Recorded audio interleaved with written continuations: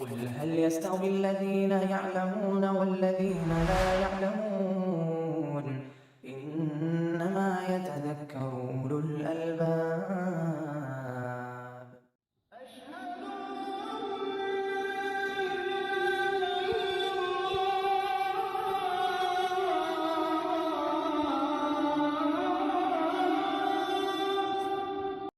بسم اللہ والحمد للہ والصلاة والسلام علی رسول اللہ محمد بن عبد اللہ وعلی آلہ واصحابہ ومن دعا بدعوته واتبع هديه واقتفى أثره واتبع هداه.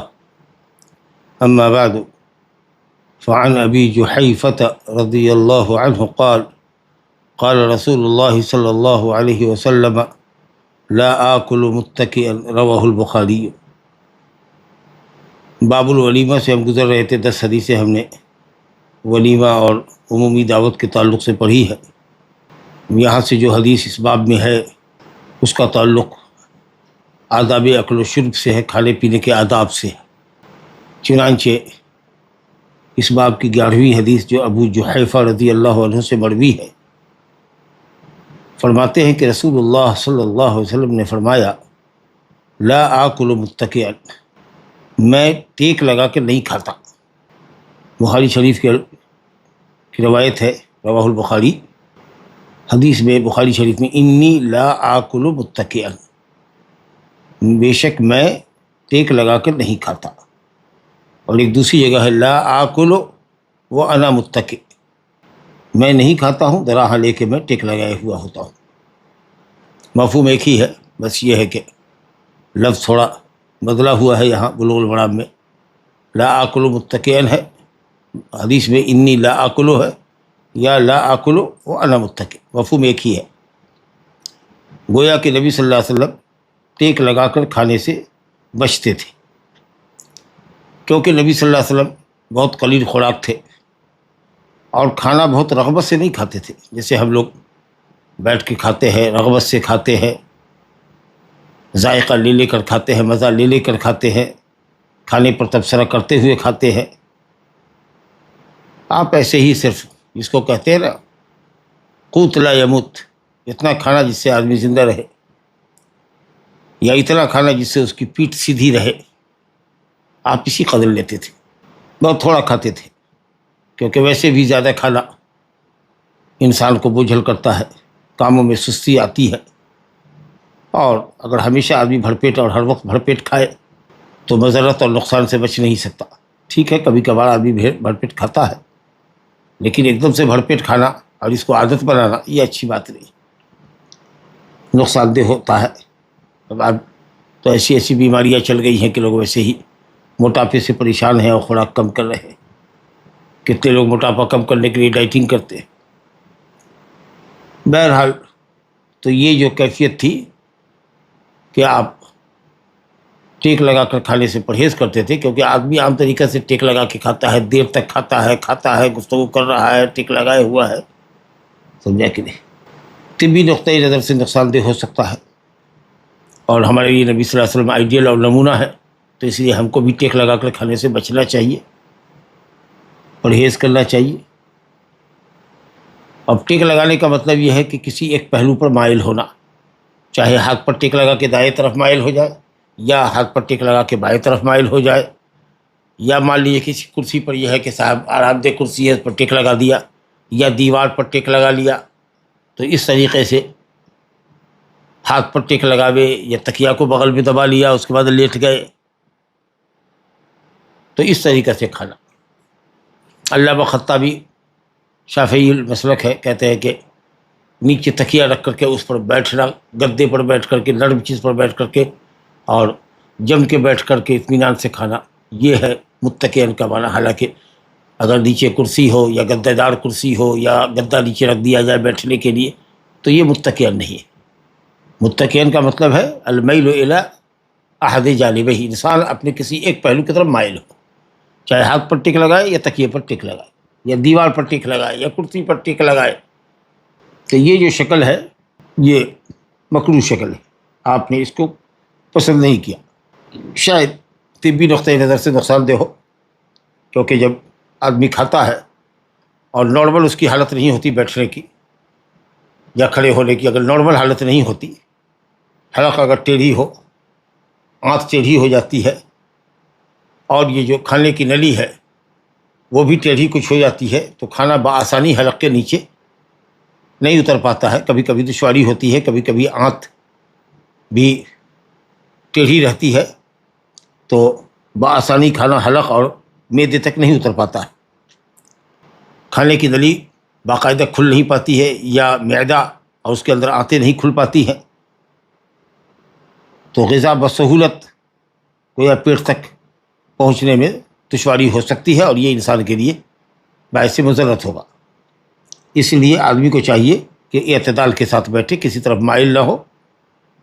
اب جو مسئلہ ہے وہ صرف ٹیک لگا کے ہے، باقی بیٹھنے کی کوئی بھی کیفیت ہو سکتی ہے، باقی بیٹھنے کی کوئی بھی کیفیت ہو سکتی ہے، چار زانو ہو کے بیٹھنا، پلتی مار کے بیٹھنا، جی پلتی مار کے بیٹھنا، چار زانو ہو کر کے پاؤں کو ایسے موڑ کر کے بیٹھنا، ایسے، یا اسی طریقے سے افتراش کی حالت ہو، جیسے دو سجدے کے درمیان ہم بیٹھتے ہیں، یا اسی طریقے سے سرین زمین پر ٹکی ہوئی ہو، دونوں پاؤں ایسے کھڑے ہوں، جس کو ایقاع کہتے ہیں، مقیل، سرین زمین سے لگی ہو اور پاؤں ایسے کھڑے ہو،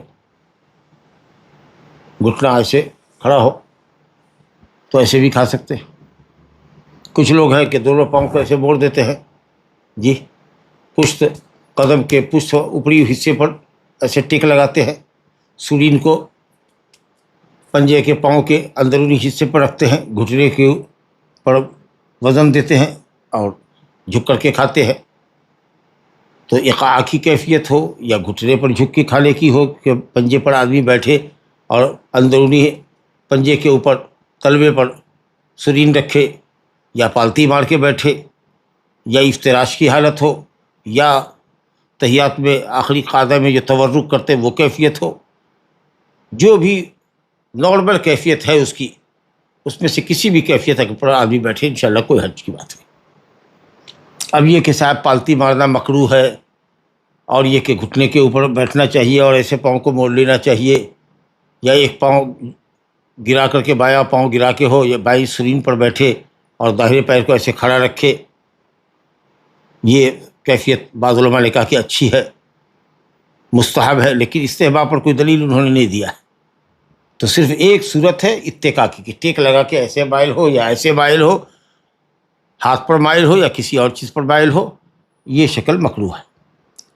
اس کو حدیث کو ہم حرمت پر محمول نہیں کریں گے، کیونکہ آپ نے یہ نہیں کہا کہ میں تمہیں منع کرتا ہوں یا تم لوگ نہ کھاؤ، کہا میں پسند نہیں کرتا ہوں، تو یقیناً میں نہیں کھاتا ہوں۔ آپ صلی اللہ علیہ وسلم نے اتکا کی حالت میں کھانا پسند نہیں کیا ہے، یہ صریح نفی نہیں ہے، اس لیے امام بخاری نے حکم نہیں لگایا ہے، ورنہ اگر حدیث صحیح اور صریح ہوتی ہے، مسئلے میں صریح ہوتی ہے، تو حکم لگاتے ہیں، لیکن انہوں نے باب باندھا ہے، باب الاکل متکئا، ٹیک لگا کر کھانے کا کیا حکم ہے؟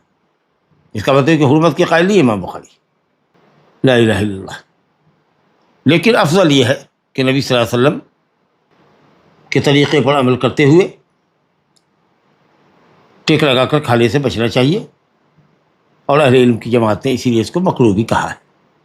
باقی جو حیت آپ کے لیے اچھی ہو، جس میں آپ کا بدن نیچرلی حالت میں رہے، طبعی صورتحال ہو، فطری شکل میں ہو، بیٹھا آدمی بیٹھ کے ہو یا کھڑے ہو کے ہو، جیسے بھی ہو، جیسے آدمی رہتا ہے،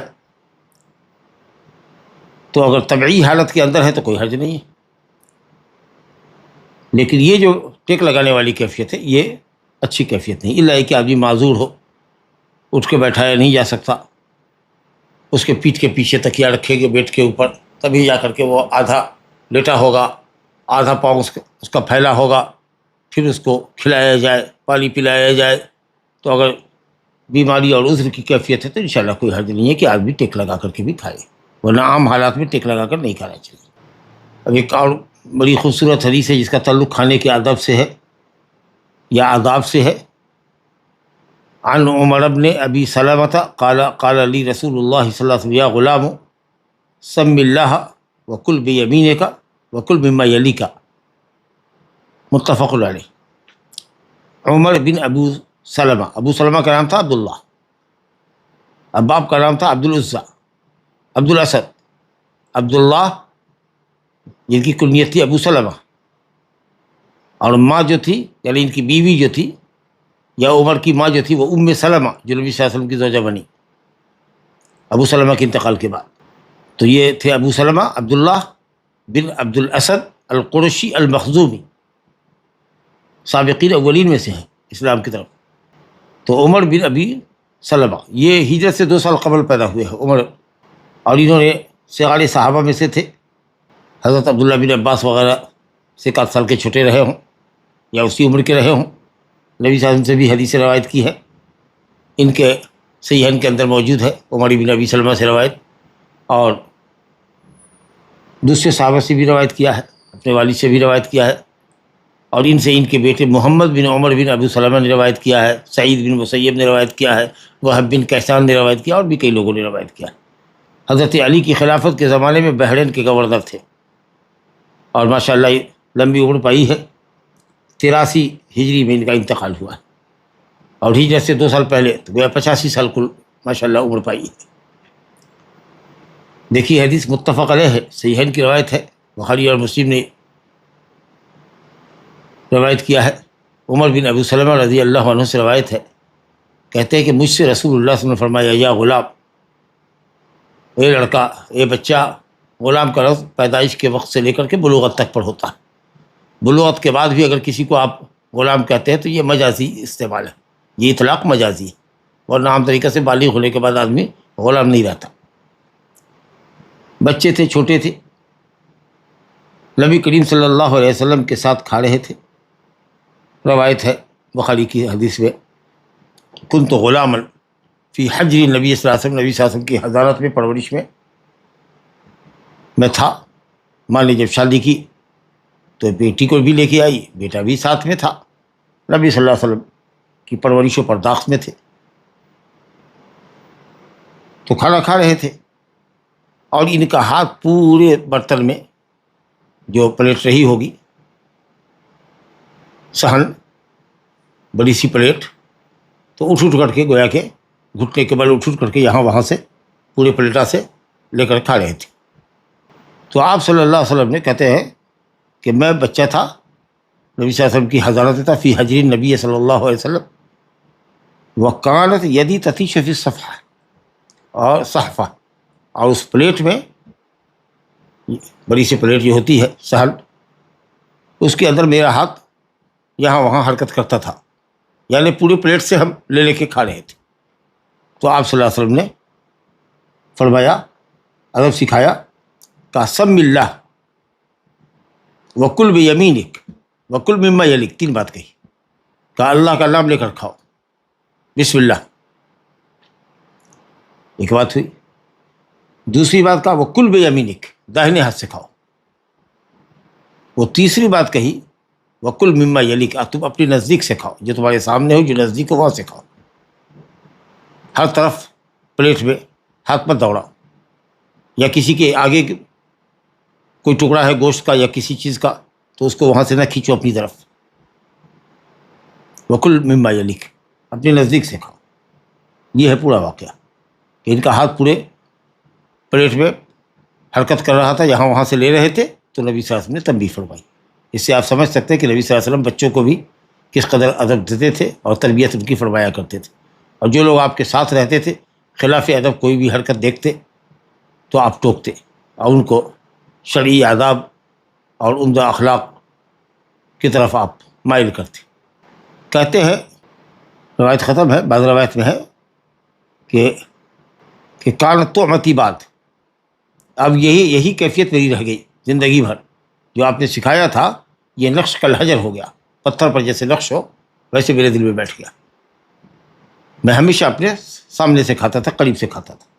جو حصہ پلیٹ کا یا صحن کا، بڑی سی جو پلیٹیں ہوتی ہے جو عرب جس پہ ہوتے ہیں، نیچے چاول بریانی وغیرہ رکھ دی جاتی ہے، اوپر سے بہت سارا گوشت رکھ دیا جاتا ہے، تو میں اپنے سامنے سے کھایا کرتا تھا. میرے کھانے کی کیفیت یہی تھی کہ میں نے اس عادت کو لازم پکڑ لیا اور یہ میری گویا عادت بن گئی.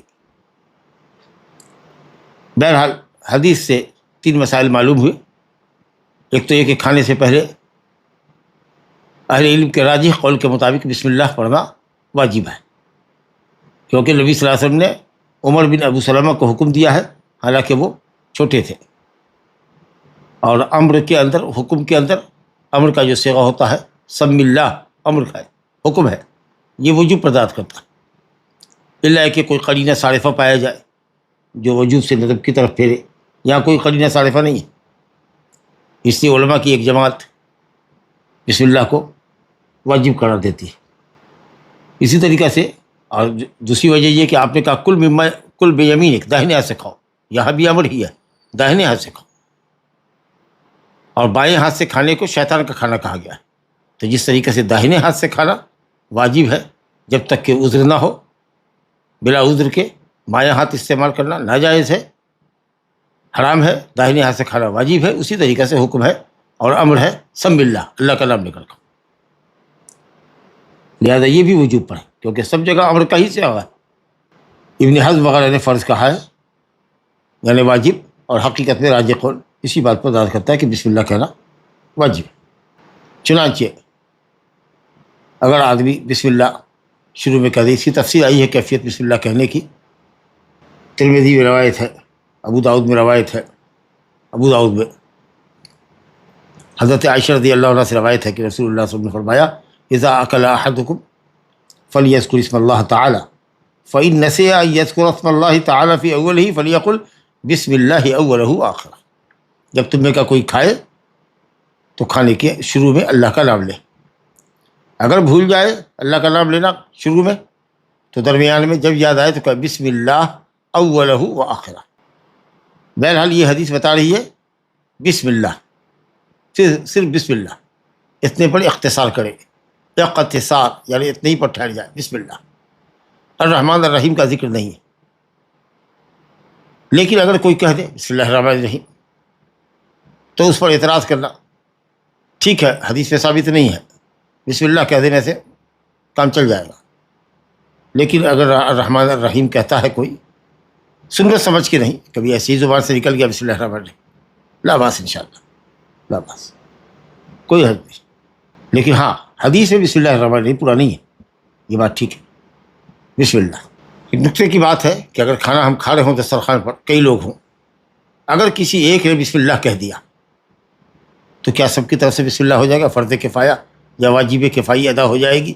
یا ہر آدمی کو بسم اللہ کہنا الگ الگ واجب ہے؟ یہ مسئلہ ہے. امام شافعی رحمۃ اللہ علیہ نے کہا ہے کہ ایک آدمی اگر بسم اللہ کہہ دے تو باقی لوگوں کی طرف سے کافی ہو جائے گا. جی جیسے بعض شافعیہ نے استدلال کیا ہے اس پر کہ جیسے مجلس میں کوئی آدمی، مجلس میں کوئی آدمی آ کے بیٹھے، کہا السلام علیکم، اور مجلس کے حاضرین میں سے کسی ایک نے جواب دیا وعلیکم السلام، ہو گیا، سب کی طرف سے جواب ہو گیا. اسی طریقے سے کہیں کوئی مجلس میں چھینکے اور کسی ایک نے الحمد کا جواب یرحمک اللہ سے دے دیا، الحمدللہ کافی ہے. پھر یہ کہتے کہ علت کیا ہے کہ آدمی بسم اللہ نہیں کہتا ہے اگر کھانے پر تو شیطان اس کے ساتھ کھاتا ہے، لیکن جب آپ نے اللہ کا نام لے لیا تو اب شیطان کو کھانے کا موقع نہیں ملتا ہے، اور الحمدللہ وہ کسی ایک کے بسم اللہ سے حاصل ہو گیا. لہذا اگر کوئی ایک آدمی ہی کہہ دے تو مقصود حاصل ہے. مقصود حاصل ہے، یہ نہیں کہ سب کو کہنا ضروری ہے، یہ کہنا چاہتے ہیں سب کہہ دے تو بڑھیا ہے، لیکن یہ ہے کہ اگر ایک بھی کہہ دے تو سب کی طرف سے کفایت کر جائے گا. لیکن دوسری علماء کہتے ہیں کہ نہیں، وجوب کا حکم ہر ایک کے لیے، اور لگتا ہے کہ یہ قول زیادہ اچھا ہے، کیونکہ نبی کریم صلی اللہ علیہ وسلم نے ابھی عمر بن ابی سلمہ کو آپ نے دیکھا کہ آپ نے فرمایا یا غلام سم اللہ، جبکہ نبی صلی اللہ علیہ وسلم نے تو بسم اللہ کیا ہوگا، اسے تو کوئی ڈاؤٹ نہیں ہے. اور بھی لوگ رہے ہوں گے آپ کے ساتھ. کوئی یہ کہہ سکتا ہے کہ بچے کو ادب دینے کے لیے تعلیم کی غرض سے آپ نے کہا، چلیے ٹھیک ہے، یہ بھی علت آپ کی مان لیتے ہیں. لیکن اب یہ حدیث جو آئی ہے ترمذی میں اور صحیح حدیث ہے کہ عائشہ رضی اللہ عنہ کہتی ہے کہ نبی صلی اللہ علیہ وسلم 6 صحابہ کے ساتھ کھا رہے تھے. ایک دیہاتی آیا اور اس نے 2 لقمے میں ہی کھانا چٹ کر دیا. تو آپ صلی اللہ علیہ وسلم نے فرمایا اما انہ لو سما لکفاکم، اگر اس شخص نے بسم اللہ کیا ہوتا تو یہ کھانا تم سب کے لیے کافی ہوتا. یہاں بھی ہم یہی کہیں گے کہ نبی صلی اللہ علیہ وسلم اور جو صاحب آپ کے ساتھ بیٹھے تھے انہوں نے یقیناً بسم اللہ کیا ہوگا، لیکن اس دیہاتی نے بغیر بسم اللہ کر کے کھایا تو آپ نے فرمایا کہ گویا کہ یہ 2 لقمے میں ہی چٹ کر گیا، اگر یہ بسم اللہ کرتا تو سب کے لیے کافی ہوتا۔ تو انشاءاللہ بہتر یہ حدیث بتاتی ہے کہ صاحب اگرچہ تعلیم کی غرض تھی عمر بن ابی سلمہ کے لیے، لیکن پھر بھی سب کو بسم اللہ کہنا چاہیے، داہنے ہاتھ سے کھانا چاہیے، جیسا کہ عمر بن ابی سلمہ کو آپ نے حکم دیا، جبکہ وہ بچے ہیں۔ تو ہمارے یہاں دسترخوان پر اگر بچہ بائیں ہاتھ سے چاہے تو 2 سال کا ہے نہیں، اگر بات کو سمجھ رہا ہے تو بھی بائیں ہاتھ سے نکال کے داہنے ہاتھ میں اگر دیا یا کچھ کہا تو توتلی زبان میں سمجھتا ہے کچھ، بہرحال تو اس کی تربیت بہرحال اللہ یہ کہ عذر ہو۔ وہ تیسری بات یہ ہے کہ آدمی کو قریب سے کھانا چاہیے، اپنے نزدیک سے کھانا چاہیے، جیسا کہ آپ نے اس بچے کو عمر بن ابی سلمہ کو نصیحت فرمائی، اور یہاں بھی کہیں گے کہ امر وجوب کے لیے ہے، وہ کل مما یلی، امر وجوب کے لیے، کیونکہ ویسے بھی پسند نہیں کیا جاتا ہے کہ آدمی دوسرے کے سامنے بڑھ بڑھ کر کے چیزوں کو وہاں پر سے لے، اور اس طریقہ سے ایک طرح سے حرص کا پتہ چلتا ہے، کھانے والے کی حرص کا پتہ چلتا ہے، اور دوسرے کے ساتھ بے ادبی بھی ہے۔ لیکن اہل علم نے بعض علماء نے کہا کہ یہ اس صورت میں جب کہ کھانا سب طرف ایک ہی طرح سے، لیکن مان لیجئے کہ صاحب آج کل تو ٹیبل کا زمانہ ہے، آپ کے سامنے قورمہ رکھا ہوا ہے، روٹی رکھی ہوئی ہے، اب کباب ہے تیسرے چوتھے آدمی کے پاس جس کو بڑھ کے لینے کی نوبت ہے، تو کیا وہاں وہ قریب سے ہی کھائے گا یا دوسری بھی چیز لے گا؟ کہیں سلاد رکھی ہوئی ہے، سیلیڈ ہے تو وہاں سے سیلیڈ لے رہا ہے اس کو، کہیں کوئی اور چیز ہے تو اس کو لے رہا ہے، تو کیا کرے وہ؟ تو اہل علم نے کہا کہ لے سکتا ہے، لیکن بہتر یہ ہے کہ ایسے موقع پر اگر ہاتھ بڑھا کر کے لے رہا ہے تو کہہ کہ اگر اجازت ہو تو ایک لے لے، تو یہ انشاءاللہ حسن ادب اور کمال ادب کی علامت ہوگی۔ اور ویسے بھی لوگوں کے یہاں دسترخوان پر ہر چیز لوگوں کے قریب قریب رکھی جاتی ہے، اور دسترخوان پر بھی لوگ ایک دوسرے کا تعاون کرتے ہیں، کھانے میں پلیٹ بڑھا بڑھا کر کے دیتے ہیں، ہماری طرف کوئی چیز ہے جو دوسری طرف نہیں ہے تو ہم بڑھایا، اور دوسری کی طرف کوئی چیز ہے تو اس نے ہماری طرف بڑھائی، تو اس طریقے سے معاملہ رہتا ہے، اور وظیف ضیافت کرنے والا کھانا کھلانے والا بھی دیکھتا رہتا ہے، تو الحمدللہ تو ماشاءاللہ بہت ڈھنگ سے معاملہ ہوتا ہے۔ تو اگر کھانا ایک نوعیت کا ہے تب تو آپ کو پورے ٹیبل پر ہاتھ دوڑانے کی ضرورت نہیں ہے، لیکن اگر کھانا مختلف طرح کا ہے، میوے جات ہیں، کھجور کی کئی قسمیں ہیں، مٹھائیاں کئی طرح کی ہیں، لحمیات کئی طرح کی ہیں، سمکیات ہیں، کوئی چیز لینا چاہتے ہیں جو آپ کے قریب نہیں ہے تو انشاءاللہ ہاتھ بڑھا کر کے لینے میں کوئی حرج نہیں ہے، لیکن اجازت لے لیں سامنے والے سے تو بڑھیا رہے گا۔ لا الہ الا اللہ۔ یا یہ ہے کہ کوئی ایسی چیز ہو کہ جس کو آپ پسند کرتے ہیں طبعاً فطرتاً، اور جہاں سے لے کے کھا رہے ہیں سامنے والے کو خراب نہیں لگے گا۔ اللہ اکبر۔ امام بخاری رحمۃ اللہ علیہ کا کی فقاہت دیکھیے، باب باندھتے کہ باب من تتبع حوالی القصع مع صاحبہ، اللہ اکبر، اذا لم يعرف منہ کراہیت، کہتے ہیں کوئی چیز خاص چیز کو تتبع کر کے تلاش کر کے لینا سب کے سامنے سے، بشرطے کہ وہ حضرات ناپسند نہیں کرتے ہوں۔ حضرت انس کی روایت ہے کہ ایک درزی نے نبی صلی اللہ علیہ وسلم کی دعوت کی، پیشہ درزی کا تھا، آج کی طرح ذات درزی کی نہیں تھی، درزی کی ذات الگ ہے، حجام کی ذات الگ، یہ سب پیشے۔ ایک شخص تھا ایک انصاری جو خیاطی کا کام کرتا تھا، خیاطت اس کا پیشہ تھا، کپڑے سلا کرتا تھا، نبی صاحب کی دعوت اس نے کی تو نبی صلی اللہ علیہ وسلم پیالے میں سے یا برتن میں سے کدو کو تلاش کر کے کھایا کرتے تھے، گوشت کم کھاتے، کدو کو تلاش کے کھاتے۔ حضرت انس کہتے کہ تبھی سے مجھے کدو سے محبت ہو گئی۔ تو امام بخاری کہتے ہیں کہ اگر صحن سے یا پیالے سے کوئی بڑا سا گول سا کٹورا ہو، پیالہ ہو، اور اس میں اگر دوسرے کے سامنے کدو کا کوئی ٹکڑا ہو یا کوئی خاص ٹکڑا ہو جو آپ پسند کرتے ہیں، اور دسترخوان پر بیٹھے ہوئے لوگوں کو ناپسند نہیں ہے بلکہ ان کو پسند ہے کہ آپ لیں، یا لوگ بڑھا بڑھا کے آپ کی طرف دیتے ہیں، ماشاءاللہ تو کوئی حرج نہیں ہے۔ یہ در حقیقت امام بخاری اس حدیث کو لا کر کے عمر بن ابی سلمہ کی روایت میں اور حضرت انس کی روایت میں تطبیق دینے کے لیے لے کر آئے کہ اگر چیز آپ کے پاس ہے تو بڑھنے کی ضرورت نہیں ہے، چیز نہیں ہے وہ چیز تو بڑھ کر کے لینے کی کوئی ضرورت ہے تو آپ لے بھی سکتے ہیں، اور کوئی چیز جو آپ کے پاس بھی ہے اور دوسرے کے پاس بھی ہے لیکن آپ کو وہ چیز زیادہ پسند ہے اور دوسرا آپ کو آپ کے ہاتھ بڑھانے کو یا وہاں سے لینے کو خوش دلی سے قبول کرے گا تو بھی انشاءاللہ تعالیٰ کوئی حرج نہیں ہے، جیسا کہ نبی صلی اللہ علیہ وسلم کدو کو بڑھ بڑھ کے لے رہے تھے۔ چلیے الحمدللہ بہت اچھی حدیث تھی۔ یا غلام سمی اللہ، اللہ کا نام لے کر کھاؤ، وکل بیمینک، داہنے ہاتھ سے کھاؤ، وکل مما یلیک، اور سامنے سے قریب سے نزدیک سے کھاؤ۔ آئیے صاحب دیکھیے حدیث عن ابن عباس رضی اللہ عنہما، یہ بھی کھانے کا ایک طریقہ ہے، اس میں بھی ادب ہے۔ ان النبی صلی اللہ علیہ وسلم اتي بقصعة من ثريد فقال كلوا من جوانبها ولا تأكلوا من وسطها فإن البركة تنزل في وسطها، رواه الأربعة وهذا لفظ النسائی وسنده صحیح۔ حدیث کی سند میں عطا بن الصائب ہے، عطا ابن الصائب، اخیر عمر میں ان کا حافظہ خراب ہو گیا تھا، پہلے بھی ہم پڑھ چکے ہیں، لیکن شعبہ نے اور سفیان نے ان کی جو سماعت ہے وہ اختلاف سے قبل کی ہے، تو حدیث صحیح۔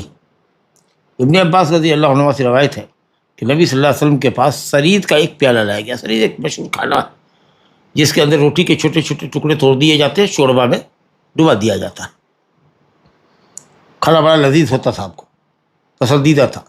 جب وہ پیالہ لایا گیا بھر کر کے تھا، تو آپ نے کہا کلو من جوانب میں، پیالے کے کنارے کنارے سے کھاؤ، پیالے کے کنارے کنارے سے کھاؤ، اوپر سے مت لو، جس کی طرف جو ہو نیچے سے لے۔ اللہ کلو من جوانبہا، کنارے کنارے سے کھاؤ، ولا تأکلوا من وسطہا، بیچ سے مت لو، کھانے کو پیالے کے بیچ سے، یا پلیٹا ہے تو اس کے بیچ سے مت لو۔ کہا فإن البرکۃ تنزل فی وسطہا، یا وسطہا، برکت اس کے کھانے کے بیچ میں اترتی ہے اللہ کی طرف سے، تو تھوڑا کھانا بہت سے لوگوں کے لیے کافی ہو جائے گا، برکت کا نزول ہو رہا ہے، برکت کا نزول ہو رہا ہے الحمدللہ۔ اور برکت میں یہ بات بھی داخل ہوگی کہ جو کھاؤ گے انشاءاللہ وہ تمہارے لیے مفید ہوگا، ہضم ہو جائے گا۔ اور یہ بھی الحمدللہ بہت ہی ممکن ہے کہ اگر آپ کھانا کھا کر کے چھوڑیں کنارے سے، تو بیچ والا جو حصہ رہے گا یا اوپر والا جو حصہ رہے گا وہ بچ جائے گا، جہاں تک کسی کا ہاتھ پہنچا نہیں ہے تو وہ دوسروں کے کام آ جائے گا۔ تو کئی بڑے فائدے ہیں۔ اگر بیچ سے کھاتے ہیں، ہر آدمی بیچ سے کھاتا ہے، منہ میں ڈالتا ہے، سب کے ہاتھ کے لعاب اس پہ لگتا ہے، تو بہت سے لوگ ہو سکتا ہے کہ اس بات کو پسند نہ کریں، تو وہ کھانا اگر رہ گیا بیچ کا حصہ تو اوروں کے کام آئے گا۔ تو اس طریقے سے جمہور اہل علم نے اس ادب کو محمول کیا ہے استحباب کے اوپر، لیکن امام شافعی نے کہا کہ یہ حرمت کی دلیل ہے، اور الحمدللہ قاعدہ اسی کی تائید کرتا ہے، جی سامنے سے کھاؤ، نیچے سے کھاؤ، کیونکہ بہرحال امر ہے کلو من جوانبہا، پیالے کے کنارے کنارے سے کھاؤ، اوپر سے مت کھاؤ، یہاں بھی امر ہے، اور بیچ سے کھانے کی ممانعت ہے، تو وجوب تو ظاہر ہے کہ وجوب ہے، امر وجوب پر ذات کرے گا، اور نہیں حرمت کی دلیل ہوگی جب تک کہ دلیل صارف نہ ہو۔ لیکن اگر کھانا کئی طرح کا ہو، نیچے کچھ ہے اوپر بھی کچھ ہے رکھا ہوا ہے، یا اس طریقے سے جیسے کہ چاول ہے ایک بڑی سی پلیٹ میں، سینی میں، لمبا سا، کیا کہتے ہیں ہم لوگ یہاں تو سینی کہتے ہیں، بڑی پلیٹ ہوتی ہے، 5-10 آدمی بیٹھ گئے چاروں طرف سے، اس میں نیچے چاول دے دیتے ہیں، عربوں کے یہاں دستور ہے، اور اوپر ڈھیر سارا گوشت لا کے رکھ دیتے ہیں، تو لوگ نیچے سے چاول لیتا ہے اور اوپر سے گوشت لے کر کے کھاتا ہے۔ تو اگر اس طریقے سے کچھ چیز اوپر ہو جو نیچے نہ ہو، تو پھر اوپر سے لینے میں انشاءاللہ تعالیٰ کوئی حرج نہیں، کھا سکتے۔ چلیے صاحب، نبی کریم صلی اللہ علیہ وسلم کی عادت مبارکہ دیکھی کھانے کے تعلق سے کیا تھی، کھانا نہیں پسند آتا تو کیا کرتے؟ کہتے ہیں نبی ہریرہ رضی اللہ عنہ قال ما عاب رسول اللہ صلی اللہ علیہ وسلم طعاما قط کان اذا اشتہى شیئا اکلہ وان کرہہ ترکہ، متفق علیہ۔ ابو ہریرہ رضی اللہ عنہ سے روایت ہے، کہتے ہیں کہ رسول اللہ صلی اللہ علیہ وسلم نے کبھی بھی کسی کھانے کو عیب نہیں لگایا، کچا ہے تو اس میں بساند ہے، تو نمک زیادہ ہے، کڑوا بہت ہو گیا ہے، اور بریانی میں کھٹائی بہت پڑ گئی ہے، بہت کھٹا ہو گیا ہے۔ ہم لوگ کھانے پر پورا تبصرہ کرتے ہیں، آپ صلی اللہ علیہ وسلم نے کبھی کھانے پر عیب نہیں لگایا۔ جب چاہت ہوتی کسی چیز کو چاہتے، کھاتے، پسند کرتے تو کھاتے، نہیں رغبت ہوتی، پسند نہیں آتا تو تڑا کہو چھوڑ دیتے، یا بعض روایت میں سکتا، چپ رہتے، کچھ نہیں بولتے۔ نمک ہے، مرچ ہے، کھٹا ہے، کڑوا ہے، پھیکا ہے، پتلا ہے شوربہ، یا بہت گاڑھا ہو گیا ہے، اس طرح کا کوئی تبصرہ نہیں کرتے، کیونکہ نے بتایا کہ نبی کریم صلی اللہ علیہ وسلم کھانے پر بہت زیادہ توجہ نہیں دیتے تھے اور رغبت اور دلچسپی کے ساتھ کھانا نہیں کھایا کرتے تھے جیسا ہم لوگ کی عادت ہے. صرف پیٹ سیدھی رہے، زندگی قائم رہے، چلتے پھرتے رہے، اس لیے کچھ بھی جو بھی چیز مل گئی الحمدللہ آپ نے کھا لیا. پاکیزہ چیز، طیب چیز، حلال پاکیزہ، یہ جس میں کسی طرح کی کوئی بدبو نہ ہو. اب ایک مرتبہ دسترخوان کے اوپر گوہ کا گوشت، گوہ کا گوشت آ گیا، سب جس کو کہتے ہیں گوہ کا. تو آپ کو بتایا گیا کہ اس ہانڈی میں گوہ کا گوشت ہے. تو آپ نے کہا تم لوگ کھاؤ. کہا یا رسول اللہ کیا آپ نہیں کھائیں گے، حرام ہے کیا؟ کہا نہیں نہیں، حرام نہیں ہے، ہماری زمین میں نہیں پایا جاتا ہے، اس لیے میری طبیعت اس سے متقذر ہے، میری طبیعت کو ناپسند ہے، میری طبیعت اس سے متنفر ہے، تم لوگ کھاؤ، حلال ہے. یہ جو آپ نے کہا یہ اپنی طبیعت اور فطرت سے آپ نے لوگوں کو باخبر کیا ہے. یہ نہیں کہ آپ نے کہا کہ کھٹا ہے، تیتا ہے، کڑوا ہے، گلا ہوا نہیں ہے. یہ سب اگر کہتے تو عیب ہوتا. اگر کوئی آپ کی طرف گوشت بڑھا کے دے، مثال کے طور پر بڑا گوشت دے، گائے کا، اونٹ کا، اگر کوئی یہ کہے کہ نہیں میں نہیں کھاتا ہوں اس کو، میں نہیں کھاتا ہوں اس کو، رہنے دیجیے، جو سبزی ہے وہ میرے لیے کافی ہے، رکھ دیجیے. میں نہیں کھاتا ہوں، اپنی طبیعت سے اس سے آگاہ کیا. کتنے لوگ ہوتے ہیں جو بڑا کھاتے ہیں، اگر آپ ان کو مٹن دیجیے تو نہیں میں مٹن نہیں پسند کرتا ہوں، آپ لوگ کھائیے، الحمدللہ. تو یہ عیب لگانا نہیں ہوا. جب کھانا آ جائے تو اسی وقت اس پر تبصرہ کرنا اور عیب لگانا، یہ بات بھی درست نہیں. عیب لگانے کا کیا مطلب؟ یا تو آپ اس کھانے کو آپ لگا رہے ہیں، اوہ چاول بیکار چیز ہے، ارے آپ کے لیے بیکار ہوگا، بہت سارے لوگ بغیر چاول کے کھاتے نہیں. وہ کیا کدو لے آئے، یہ کیا سبزی لے آئے، سبزی بھی کوئی آدمی کھاتا ہے جی؟ اور یہ سب تو جانور کھاتے ہیں، بکری کھاتی ہے. بڑھیا ہے سبزی کھانے کا طریقہ کہ صاحب بکری کو سبزی کھلا دو اور بکری کو خود کھاؤ. سمجھا کہ نہیں؟ جو لوگ گوشت خوڑے ہوتے ہیں، گوشت کی فضیلت بتاتے ہیں، اس میں کوئی شک نہیں کہ گوشت اچھا سالن ہے. لا الہ الا اللہ. چلیے صاحب، تو یا تو واقعی گوشت خوڑے ہیں اس لیے گوشت کی فضیلت بتاتے ہیں، یا مذاق کے طور پر کہتے ہو گے کہ جانور کو، بکرے کو گوشت کھلاؤ اور پھر بکرے کا گوشت کھاؤ.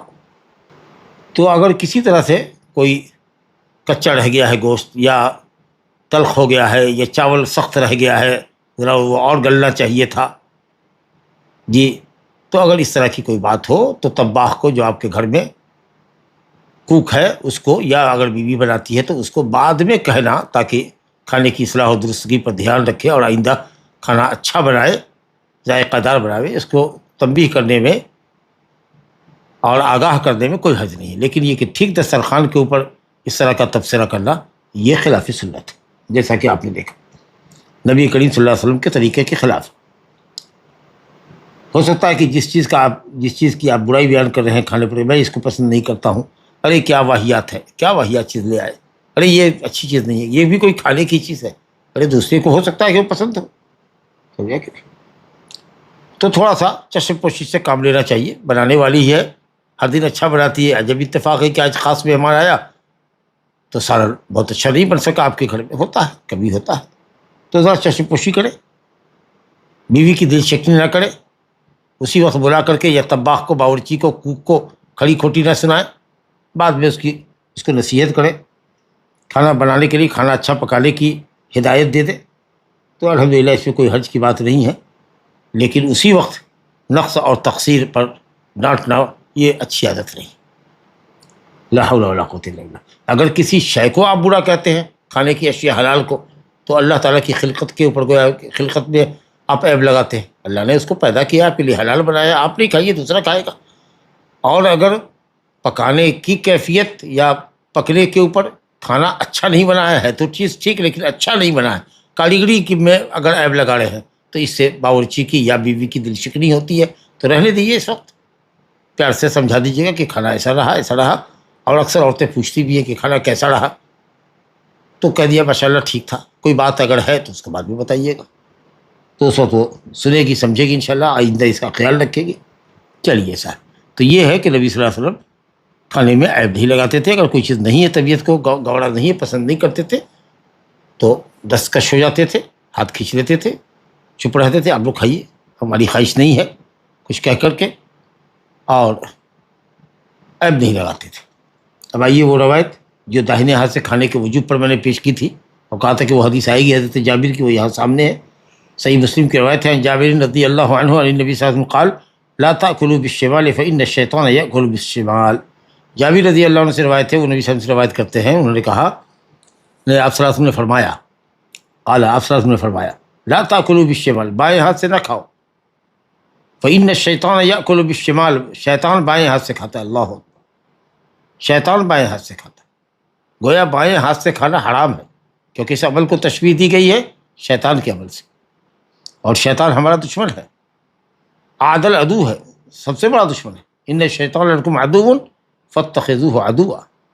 اسی طریقے سے پینے کا معاملہ ہے، بائیں ہاتھ سے نہ پئیں، حضرت عبداللہ بن عمر رضی اللہ عنہ کی حدیث ہے مسلم میں کہ رسول اللہ نے فرمایا اذا اکل احدکم فلیأکل بیمینہ، جب تمہیں کا کوئی کھائے تو داہنے ہاتھ سے کھائے، وَإِذَا شَرِبَ فَلْيَشْرَبْ بِيَمِينِهِ، اور اگر پیے اور جب پیے تو داہنے ہاتھ سے پیے، فَإِنَّ الشَّيْطَانَ يَأْكُلُ بِشِمَالِهِ وَيَشْرَبُ بِشِمَالِهِ، شیطان بائیں ہاتھ سے کھاتا ہے، بائیں ہاتھ سے پیتا ہے،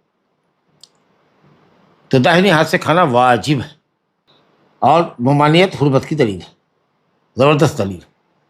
حالانکہ جمہور اہل علم کہتے ہیں کہ حکم مندوب ہے، استحبابی من باب الادب ہے، اور داہنے ہاتھ کی تکریم اور تعظیم کے طور پر ہے بائیں ہاتھ پر، لیکن اہل علم کی جماعت نے جیسے کہ علامہ ابن عبد البر مالکی ہے، علامہ ابن حزم ہے، شیخ الاسلام ابن تیمیہ ہے، ابن القیم وغیرہ ہے، یہ سب کہتے ہیں کہ واجب ہے، اور یہ قول قوی ہے، کیونکہ اس باب میں صحیح اور صریح دلیلیں موجود ہیں،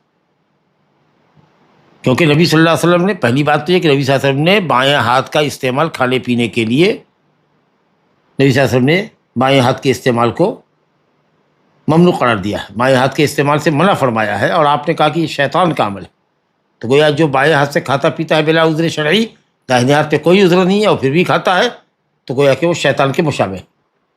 دوسرے یہ ہے کہ اس باب میں نبی صلی اللہ علیہ وسلم نے امر و حکم فرمایا ہے کل بیمینک، اور آپ نے ممانعت فرمائی ہے کہ بائیں ہاتھ سے نہ کھاؤ، تو وجوب صریح ہے، اور ممانعت کا صیغہ بھی حرمت کی دلیل ہے، وہ بھی صراحت کے ساتھ،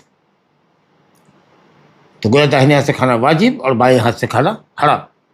سلمہ بن اکوع رضی اللہ عنہ کی روایت ہے، یہ بھی مسلم کے اندر ہے، کہتے ہیں ایک شخص نبی صلی اللہ علیہ وسلم کے پاس بائیں ہاتھ سے کھا رہا تھا، آپ نے نصیحت فرمائی، کہا کل بیمینک، داہنے ہاتھ سے کھاؤ، بائیں ہاتھ سے کھا رہا ہے، آپ نے کہا داہنے ہاتھ سے کھاؤ، اس نے کہا لا استطیع، میں داہنے ہاتھ سے کھانے کی استطاعت نہیں رکھتا، طاقت نہیں رکھتا، میں نہیں کھا سکتا، کوئی عذر نہیں ہے، بس بڑبڑائے، غرور، تکبر کی بنیاد پر، ارے میں بائیں ہاتھ سے نہیں کھا سکتا۔ کتنے لوگوں سے کہیے گا کہ داہنے ہاتھ سے کھائیے، ارے بائیں ہاتھ کا نہیں کھانے کا ہے، جبکہ داہنا ہاتھ استنجا کے لیے، غلط صاف کرنے کے لیے استعمال نہیں کرتا، بائیں ہاتھ استعمال کرے گا، یا وہ بھی اگر داہنے ہاتھ سے اگر کرتا ہوگا تو اس کی طبیعت جانے کہ یہ دونوں ہاتھ ایک ہی ہے، دونوں کا برابر ہی کام ہے، تو شاید وہ یہ بھی کرتا ہوگا کہ داہنے ہاتھ سے ہی غلط صاف کرتا ہوگا۔ لا حول ولا قوت الا باللہ۔ اس نے کہا لا استطعت، آپ نے فرمایا لا استطعت، طاقت نہ رکھے، تو طاقت نہ رکھے۔ حضرت سلمہ کہتے ہیں، سلمہ بن اکوع، ما منعہ الا الکبر، نبی صلی اللہ علیہ وسلم کی نصیحت کو ٹھکرایا، اور کہتا ہے کہ میں اس کی طاقت نہیں رکھتا، آپ نے کہا تو طاقت بھی نہ رکھے، کبر کی بنا پر اس نے ایسا کہا تھا، زندگی بھر اس کا داہنا ہاتھ شل ہو گیا کہ داہنا ہاتھ منہ تک آتا ہی نہیں تھا اس کا، یہ نبی کی بد دعا لگی اس کا، کوئی عذر نہیں، جس شخص نے داہنے ہاتھ سے کھانے کا انکار کر دیا، بائیں ہاتھ سے کھانے پر اصرار کیا، اور یہ کبر و عناد کی بنیاد پر نبی صلی اللہ علیہ وسلم نے بد دعا فرمائی، کیونکہ وہ معذور نہیں تھا، اللہ نے اپنے نبی کی دعا یعنی بد دعا قبول کی، اور اس کا داہنا ہاتھ شل ہو گیا، کبھی منہ تک نہیں تھا۔ تو معلوم یہ ہوا کہ اس نے ایک واجب چھوڑا تھا، حرام کا ارتکاب کیا تھا، حکم شرعی کی مخالفت کی تھی، نبی صلی اللہ علیہ وسلم کے حکم کو قبول نہیں کیا، اس لیے آپ نے بد دعا فرمائی۔ بہت سے لوگوں کی عادت بن گئی ہے، یا عادت بنتی چلی جا رہی ہے، خاص کے جو لوگ سٹ بوٹ میں رہتے ہیں، ٹائی وغیرہ لگائے ہوئے ہوتے ہیں، جی